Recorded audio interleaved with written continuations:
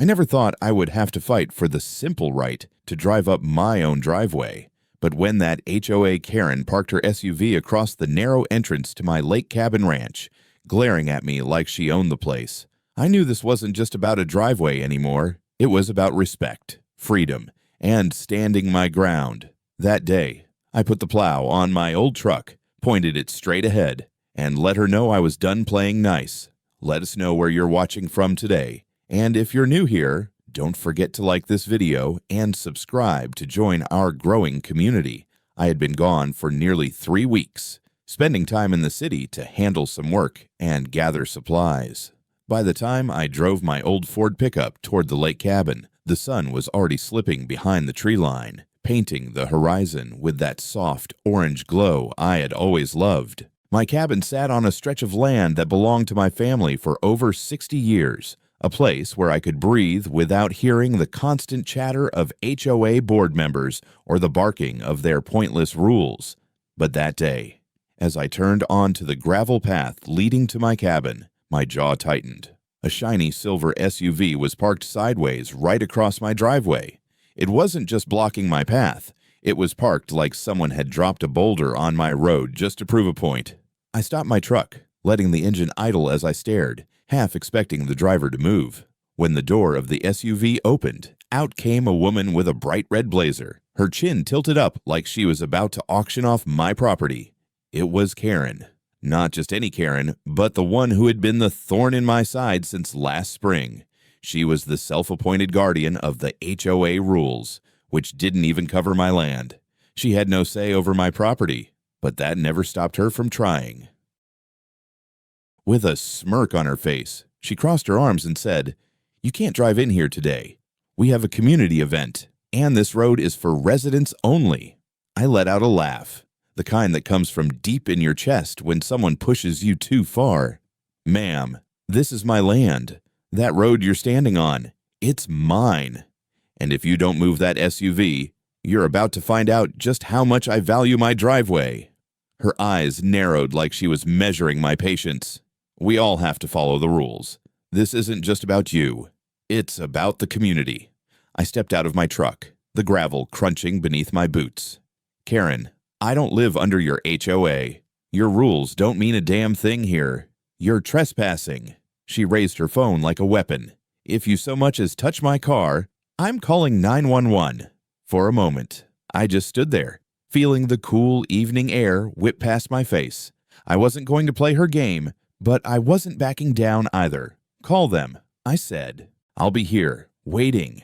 And while we're at it, I'll have a word with the sheriff about your SUV blocking my property." The wind picked up, rattling the branches overhead.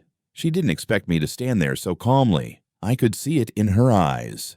This wasn't the usual homeowner she could bully with fines and letters taped to the door. I was raised on this land, worked my own hands into the dirt to make it mine, and I wasn't about to let someone with a clipboard and a smug attitude tell me otherwise. When she didn't move, I got back in my truck. My hand tightened on the steering wheel as I stared at her SUV. I could have pushed through right then, but something told me this was only the start of something bigger. Karen wasn't going to stop. This was a battle she wanted, and I was about to give it to her. I turned the truck around and parked by the edge of the lake. From where I sat, I could see the cabin's roof line peeking over the trees. I could almost taste the peace that place gave me, the kind that came from early mornings on the porch with black coffee and the quiet hum of the water. And now, that peace was being threatened by someone who thought rules mattered more than common sense. As I sat there, I thought about all the times I had let little things slide. The notes she left about maintaining appearances, the calls to animal control because she said my dog barked too much, the way she glared at me like I didn't belong here. It all added up. And now, seeing her car blocking my path, I realized this wasn't just about my driveway. It was about drawing the line. I stepped out again, walked up to her SUV, and stared at her through the window. Last chance. "Karen, move the car." She rolled the window down halfway, her voice sharp and mocking. "You think you can just scare me? I'll call the police right now. Let's see how they feel about your attitude." I grinned, leaning slightly toward her window. Good. Tell them to bring a tow truck. I'll wait right here." Her face flushed with anger, but she didn't call. Not yet. We were both standing our ground, and the tension was thick enough to cut with a knife. I knew this was only going to get worse before it got better. That night, I didn't make it into my cabin. I slept in my truck by the lake, watching the moonlight dance on the water, planning my next move. By dawn, I knew exactly what I was going to do. The next morning, I woke to the sound of geese honking across the lake and the sharp chill of dawn creeping through the truck's windows. My back ached from sleeping upright, but my mind was sharper than ever. As I sipped from a thermos of yesterday's coffee, I thought about Karen and how this feud had started long before she decided to block my driveway. When I first bought this lake cabin ranch, most of the neighbors were decent folks. We'd wave at each other across the road, trade homemade pies during the holidays, and lend a hand whenever storms rolled through. It wasn't perfect, but it was peaceful. Then Karen moved in last spring. She arrived with her shiny SUV, her loud opinions, and an obsession with HOA rules like she was born to enforce them. The irony was, my property wasn't even under their HOA jurisdiction. My land had been here before the HOA even existed, with deeds and boundaries clearly drawn. Still, Karen took it upon herself to act like my driveway and yard were part of her kingdom. The first time we clashed, it was over my old barn. She claimed it was an eyesore and demanded I paint it a certain color to match the community standard. I told her the barn was older than her HOA, and I'd paint it purple if I wanted. That didn't go over well. After that, she started leaving notes on my gate. Complaints about my grass being too wild, about the sound of my dog barking when I worked late at night, even about the smoke from my fire pit drifting toward her porch. Every note had that condescending tone, as if I were a teenager getting scolded. I ignored most of them, but it got under my skin. Who gave her the right to tell me how to live on my own land? One incident stood out above all the others. It was early summer, and I'd parked my truck near the lake to unload some firewood. When I came back, I found Karen standing there with her arms crossed, scolding a group of kids who had wandered onto the shore. They weren't doing anything wrong, just skipping stones and laughing like kids do. She was yelling about trespassing and community safety. I stepped in, told her to cool it, and reminded her that this lake wasn't her private playground. She turned on me with a fury I won't forget. "You think you're above the rules because you live out here by yourself," she spat. Well, not anymore. That's when I realized she wasn't just a nuisance. She was the kind of person who needed control, and she was willing to push until someone pushed back. And now, with her SUV blocking my driveway, it was clear she was ready for another fight. As I drove back up the gravel road, I saw her standing beside her car again, phone in hand. She had that smug look on her face, the kind that says she already thinks she's won. I stopped a few feet away and stepped out. "Morning," I said, as calm as I could manage. "You're trespassing," she shot back, like it was rehearsed. I laughed, shaking my head. "On my own land, Karen. You've lost it. This road is part of the community," she snapped. "We voted on new parking rules, and this access is now restricted." Voted I took a step closer. "Let me guess, by you and your friends who don't own this road." Her lips tightened. She didn't answer. Instead, she lifted her phone like a badge. "One call to the sheriff, and you'll regret this." I crossed my arms, staring her down. "Go ahead. He and I played football together in high school. I'll tell him to bring donuts." Her face turned red, and for a moment, I thought she might actually throw the phone at me, but she didn't. She just got in her SUV, slammed the door, and revved the engine like a challenge. I stood my ground, watching as she finally backed up and sped off, gravel spitting from her tires. As her car disappeared, I felt the tension roll off me, but I knew this wasn't over. Karen wasn't the type to retreat quietly. She'd be back, probably with some new scheme or complaint.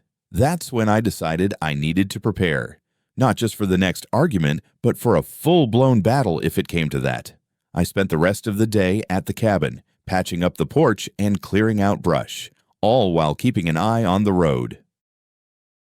Every crunch of tires in the distance made me tense, half expecting her to return with reinforcements. But the only visitors were the deer at the tree line and a hawk circling high above. By evening, I sat on the porch with a plate of beans and cornbread, thinking about my next move. I wasn't just going to defend my driveway, I was going to put an end to this nonsense once and for all. If Karen wanted to play games with rules, I'd bring the law into it. I'd make sure she understood exactly where her power ended and mine began. The cabin was quiet that night, but my mind wasn't.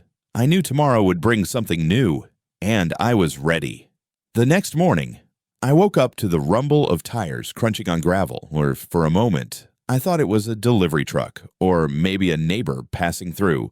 But when I stepped out onto the porch with my coffee, I saw that silver SUV again, sitting at the mouth of my driveway like an oversized guard dog. Karen was already out of the vehicle, pacing back and forth, talking on her phone like she was orchestrating some grand operation.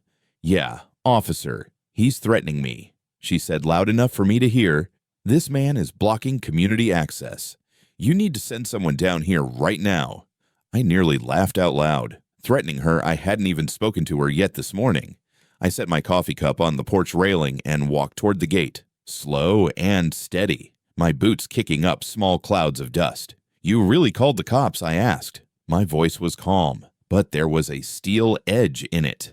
Karen spun around with that triumphant look plastered on her face. "You leave me no choice. You can't just intimidate people and think you can get away with it. This is community property now." I shook my head, letting out a low whistle. "Community property, lady. This driveway has been in my family since the 1960s. I have the deed framed inside my cabin." "You're trespassing, plain and simple." She glared at me. "That little cabin of yours doesn't make you special. We all have to follow the same standards. The same standards." I leaned on the gate, crossing my arms. "Your HOA doesn't even reach this far. You know it, and I know it. This is about you trying to bully people until they fold." She didn't answer, just pointed at my truck like it was evidence of a crime. "You've been parking your rust bucket on community land." I laughed, shaking my head. "Community land, Karen. You're standing on my driveway. My land. You want to see the paperwork? Fine. We'll let the sheriff read it to you." Right on cue, I heard the crunch of another set of tires. A county deputy pulled up in a tan SUV, his lights flashing lazily. I recognized him the moment he stepped out. It was Deputy Miller. We'd known each other since high school. Karen's smugness wavered for just a moment when she saw me wave at him. "Miller," I said with a grin. "Glad you came. We've got a trespasser blocking my driveway." Karen jumped in before he could reply. "Officer, this man is aggressive. He threatened me yesterday. He refuses to follow community regulations. Hold on, ma'am," Miller said, holding up his hand. "Let's slow down." He turned to me. "This your property line, right?" "Yep," I said. "All the way to that big oak tree and 50 yards past the lakeshore. Been in my family for decades." "I've got the deed inside if you need proof." Karen's eyes widened. "You can't just take his word for it. He's been blocking this access road for weeks." Miller gave her a look I'd seen him use on rowdy bar patrons. "Ma'am, if this is his driveway and he owns the land, you don't have any right to block it." Karen's mouth opened, then shut. For once, she didn't have a comeback. "Do you want to press trespassing charges?" Miller asked me. "Because I can write this up." I looked at Karen, who was now shifting uncomfortably, her SUV still parked across my path. For a second, I considered letting the law take its course, but I knew this wasn't just about today. If I pressed charges now, it would only pour gasoline on the fire. I needed a bigger plan. "Not today," I said, "but I'll need her off my land. Right now." Miller nodded. "Ma'am, you need to move your vehicle." Karen huffed like a child caught misbehaving, but she got back into her SUV and backed away. As her car disappeared, I let out a breath I hadn't realized I was holding. "That woman trouble for you?" Miller asked. "You have no idea," I said. "And something tells me this isn't the last time I'll be calling you." He smirked. "Better get your paperwork in order. Folks like her only understand two things: law and force." He wasn't wrong.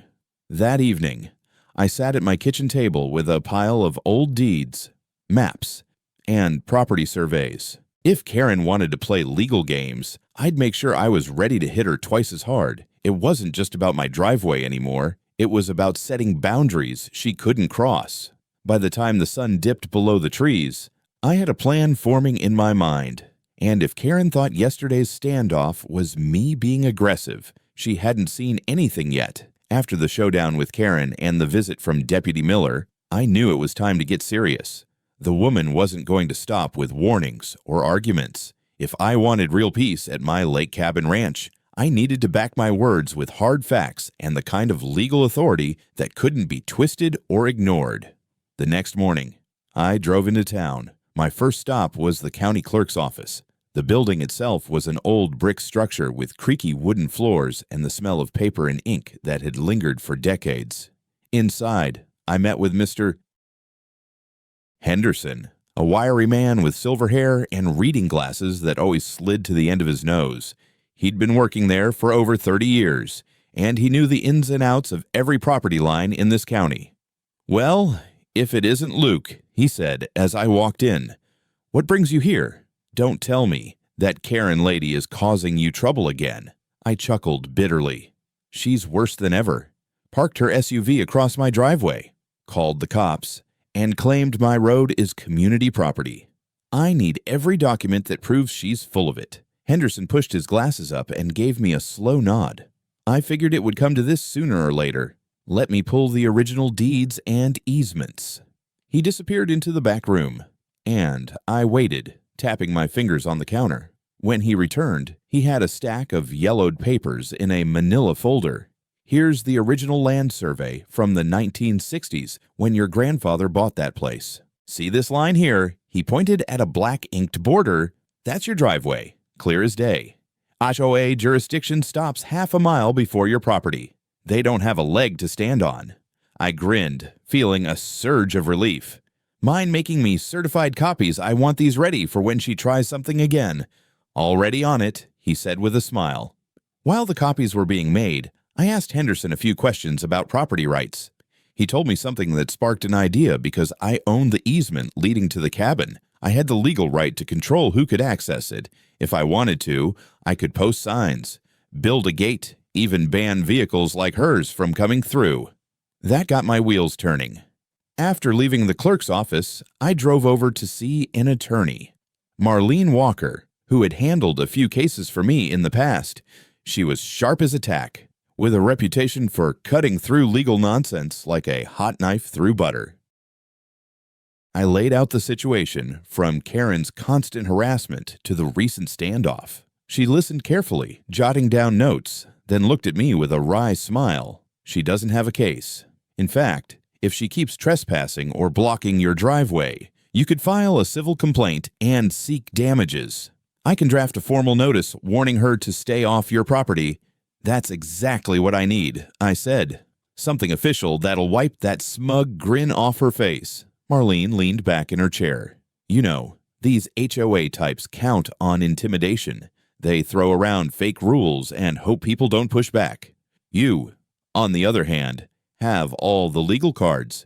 She drafted the notice while I waited. It was a clean, no-nonsense document that spelled out my property boundaries, my rights, and the consequences of interfering with them. Holding that paper in my hands felt like holding a weapon, one far stronger than a plow or a pickup truck. On the drive back to the cabin, I spotted Karen's SUV parked near the community entrance, as if she were waiting to pounce. I didn't stop, but I slowed just enough for her to see the stack of documents on my dashboard. Her eyes narrowed, and I knew she could sense I was up to something. Let her stew on that, I thought. Back at the cabin, I went to work. I posted a clear sign at the start of my driveway, "Private property. No unauthorized vehicles." It wasn't fancy, just bold black letters on a white background, but it sent a clear message. Then I parked my old plow truck right at the gate, just in case. As the sun began to set, I sat on the porch, looking at the road with a calm I hadn't felt in days. The papers were ready. The law was on my side, and I was prepared to defend my land with every tool I had. Karen could call the cops, call her HOA board, call whoever she wanted. It wouldn't matter now. I had the proof, and I had the will. That night, As I listened to the crickets and the gentle lapping of the lake water, I thought about how far this had gone. It wasn't just about a driveway anymore. It was about standing up for something bigger, the principle that no one gets to bully you out of what's rightfully yours. And the next time Karen showed up, I'd be ready to make that clear the next day. I woke with a sense of determination humming through my veins. I knew Karen would come back. People like her don't take no as the final answer. Sure enough, just after lunch, I heard the distant growl of her SUV. I stood on the porch, arms crossed, as the silver beast rolled down my gravel road like it owned the place. She parked sideways again, but this time she didn't even bother with a fake smile. "Take that sign down," she barked, pointing toward the new private property sign I'd planted the day before. "You're violating community regulations." I laughed. I couldn't help it. "Karen, that sign is on my land. And if you're too blind to see that, maybe I'll give you a lesson you won't forget." She tilted her head, smirking. "Oh, really? You think your old truck scares me?" That was all I needed to hear. I walked to the barn, Karen's voice trailing after me like a buzzing mosquito. Inside the barn, my old Ford pickup sat waiting, its rusty front bumper gleaming in the dim light. I'd already mounted the plow on it earlier in the week, a heavy steel blade that I usually used for clearing snow in winter. Today, it was for something else entirely. I started the engine. The deep rumble filled the barn and rolled out into the open air. Karen stopped talking. She watched, wide-eyed, as I eased the truck forward. The plow's edge scraped against the gravel, throwing up sparks as I lined up the truck directly with her SUV. "What do you think you're doing?" she yelled, her voice breaking. I rolled down the window. "I told you yesterday. Karen, you're not blocking my driveway again."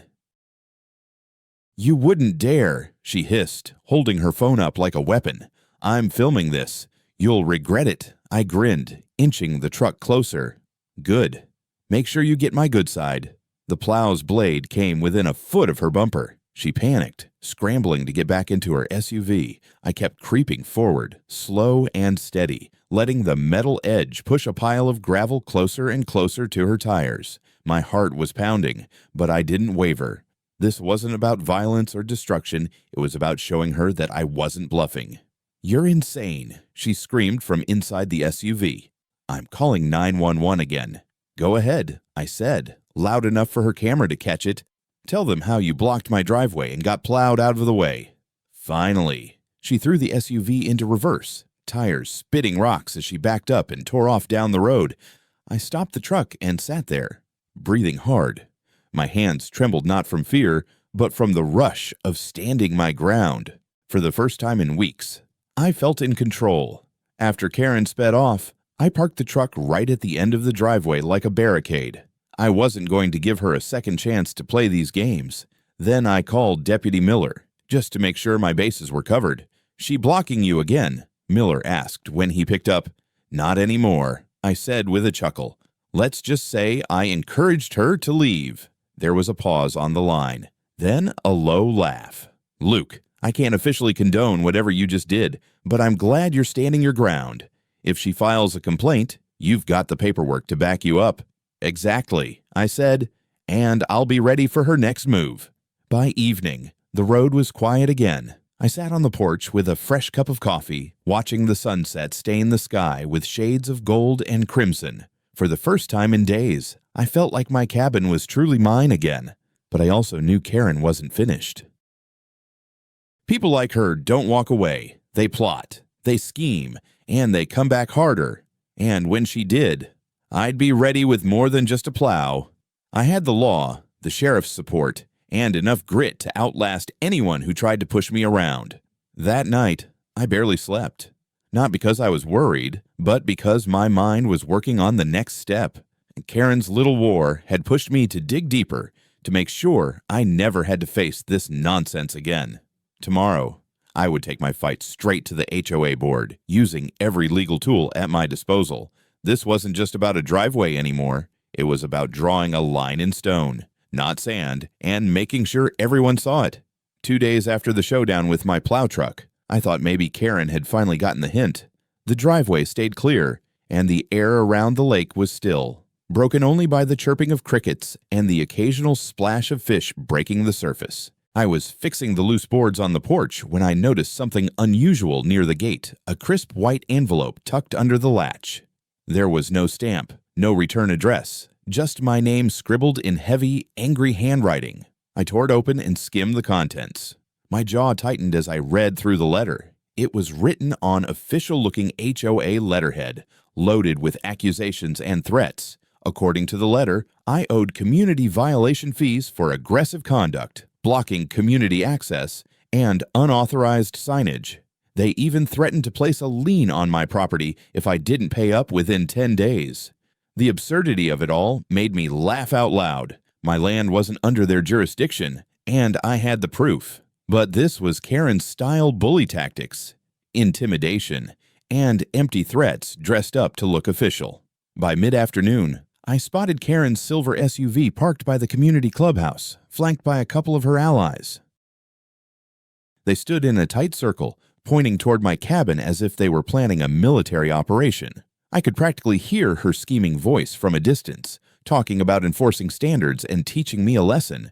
I'd had enough. It was time to bring this to a head and stop the games once and for all. The next morning, I drove into town. My first stop was the county clerk's office. It's a small brick building with floors that creak like old saddle leather and the smell of dust and ink lingering in the air. Behind the counter sat Mr. Henderson, a wiry old man with white hair and a pair of glasses perched on the tip of his nose.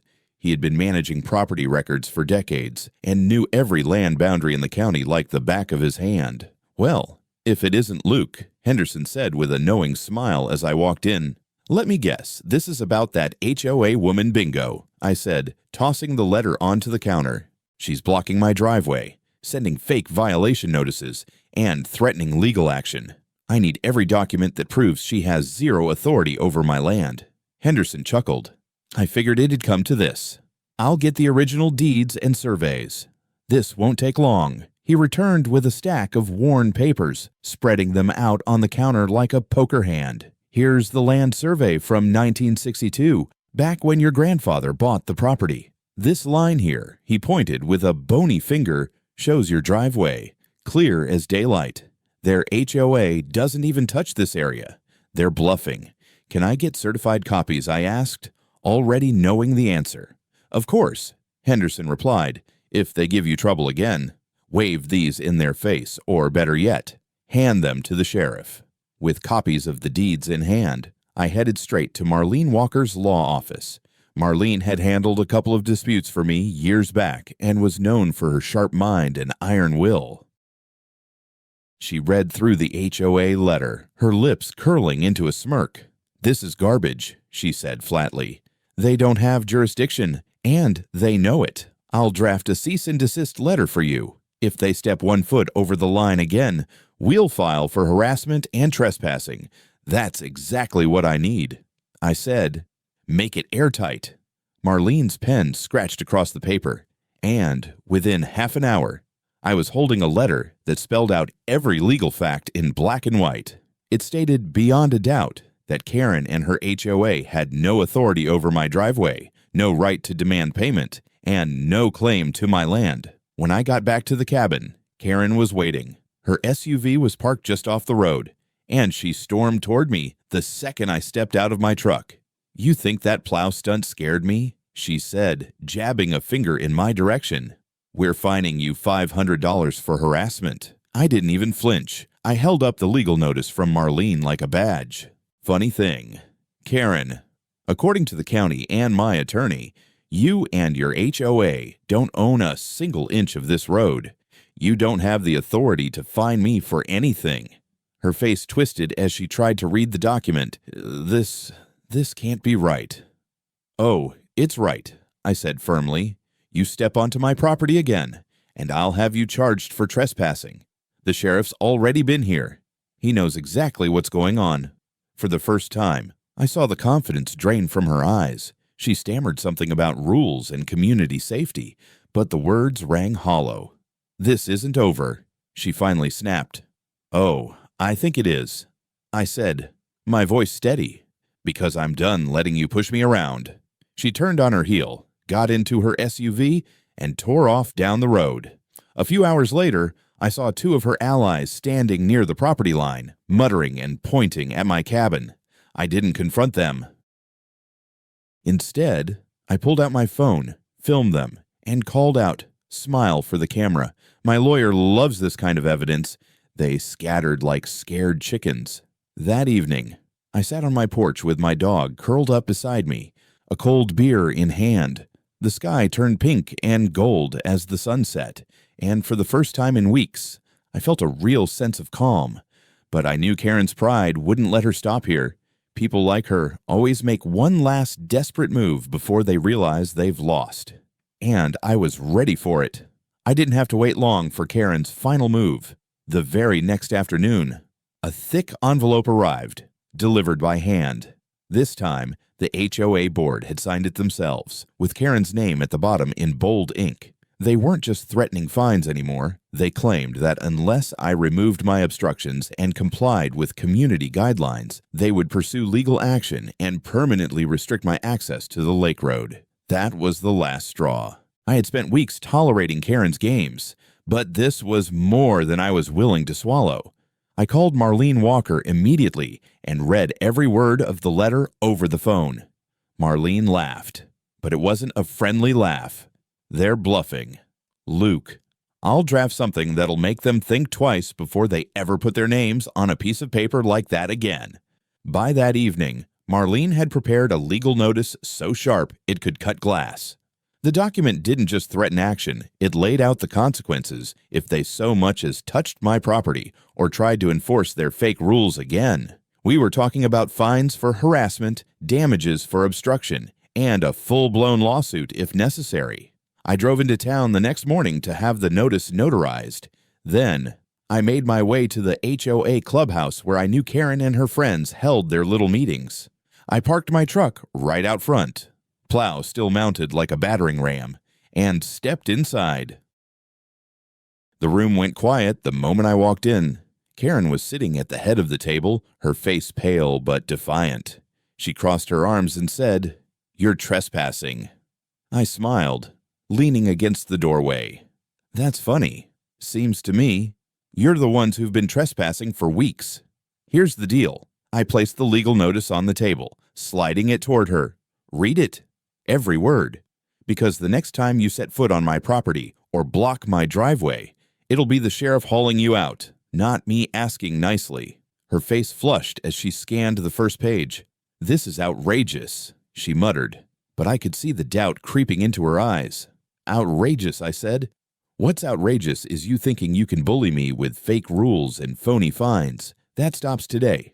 From this moment on, you and your HOA are banned from setting foot on my driveway. You so much as park a wheel on my gravel, and I'll have Miller out there with cuffs." The room was dead silent. A few of the board members shifted uncomfortably in their seats, their eyes darting between Karen and me. I could tell some of them weren't on board with her antics, but were too scared to cross her.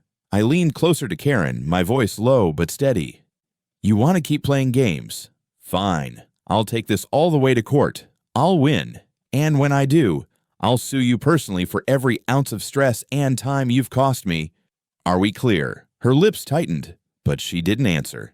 That was good enough for me. I turned and walked out, feeling the weight of weeks of frustration lifting off my shoulders. That night, I set up a new gate at the end of my driveway, sturdy steel, locked with a heavy chain. It wasn't fancy, but it was enough to make a statement. No more games.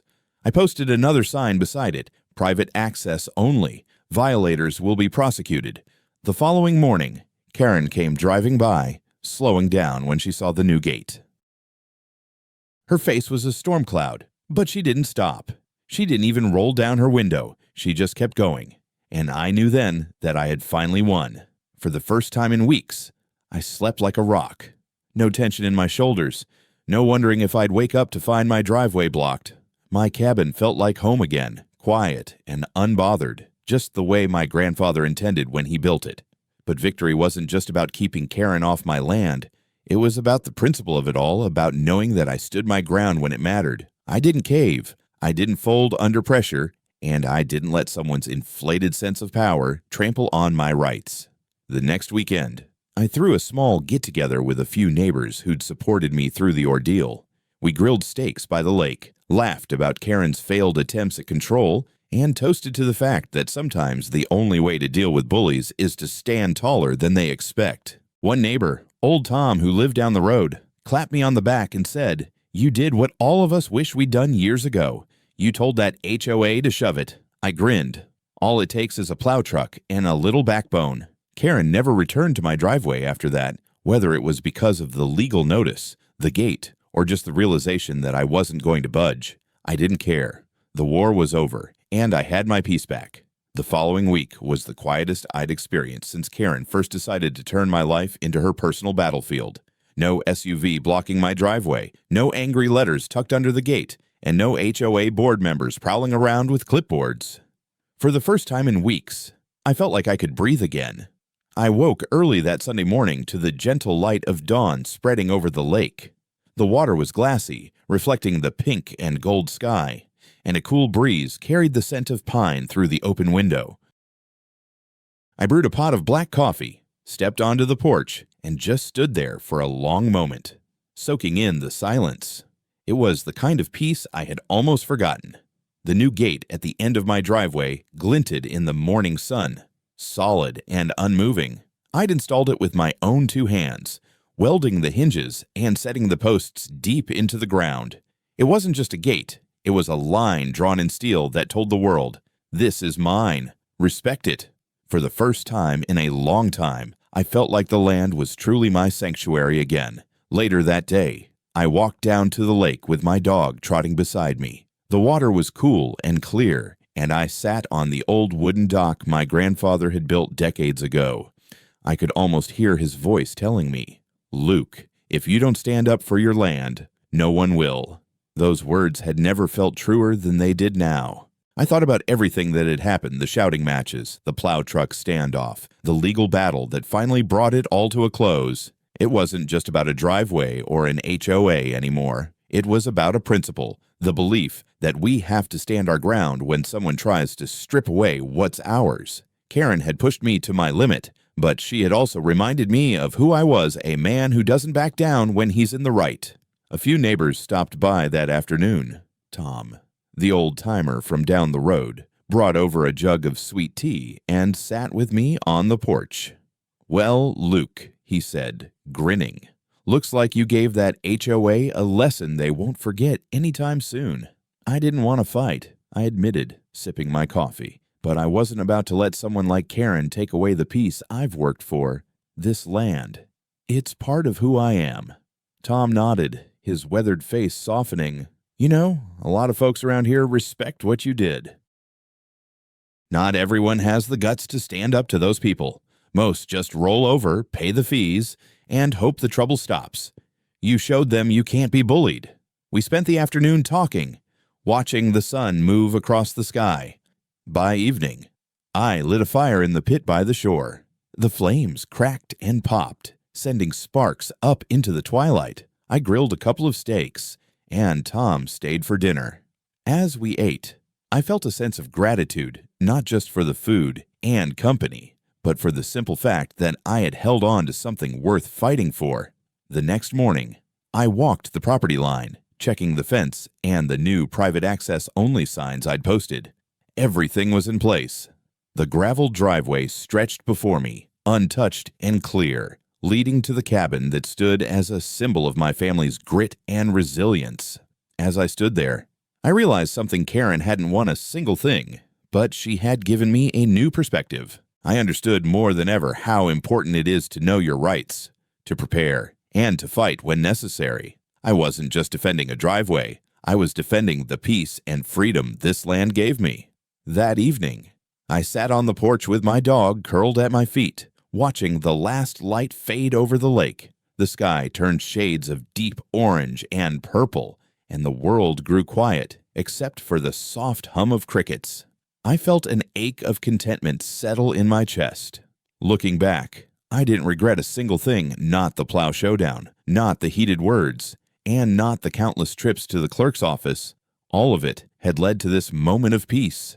Karen could keep her HOA meetings, Her fake rules and her smug attitude, none of that mattered now. I took a deep breath, leaned back in my chair, and let the silence wash over me. This is how it's supposed to be, I murmured to myself. The lake was quiet that evening, the kind of quiet that settles into your bones and reminds you of what truly matters. I sat on the porch, watching the fading sun lay a golden path across the water. The plow truck was parked by the gate like a faithful guard, but I no longer felt the tension that had gripped me for weeks. For the first time in a long while, I felt free.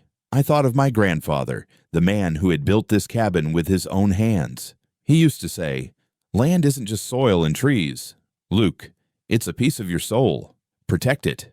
Those words echoed through me as I looked over the property I had fought so hard to defend. Every board of the porch, every stone in the fire pit, every inch of gravel on the driveway, they all carried my family's history and my sweat. The battle with Karen had been ugly, but it had taught me something about resilience. Standing up for yourself isn't about pride. It's about knowing when silence means surrender and when it's time to push back. I didn't fight because I wanted trouble. I fought because peace is worth defending. As night fell, the lake reflected the stars, each one shimmering like a quiet promise. I leaned back, my dog resting at my feet, and felt a deep, steady calm. No HOA rules, no angry voices, no one trying to take what wasn't theirs, just me, my land, and the memory of those who taught me to value both. If you've ever stood your ground against something unfair, you know this feeling, the quiet victory of holding on to what matters most. It's not about winning against someone else. It's about winning back your own peace. Thank you for listening to my story. If it struck a chord with you, I invite you to stay a while, subscribe to the channel, share your thoughts, or simply reflect on the battles you've faced and won. Sometimes, the stories worth telling are the ones that remind us of the quiet strength we all carry inside.